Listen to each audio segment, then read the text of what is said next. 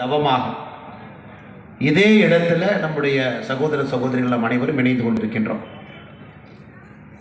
எதற்காக இணைந்து கொண்டிருக்கின்றோம்? 26 ஆண்டுகளாக எதற்காக பேசிக் கொண்டிருக்கின்றோமோ அந்த மாற்றம் நடந்து விட்டதா? மறுபடியும் இன்னும் 26 ஆண்டுகள் காத்திருக்க வேண்டுமா என்கின்ற கேள்விக்கெல்லாம் இந்த 26வது ஆண்டினுடைய நினைவேந்தல் நிகழ்வு ஒரு பதிலாக அமையும் என்கின்ற நம்பிக்கையிலே மேடையின் மீது நான் உங்களோடு சேர்ந்து அமர்ந்திருக்கின்றேன்.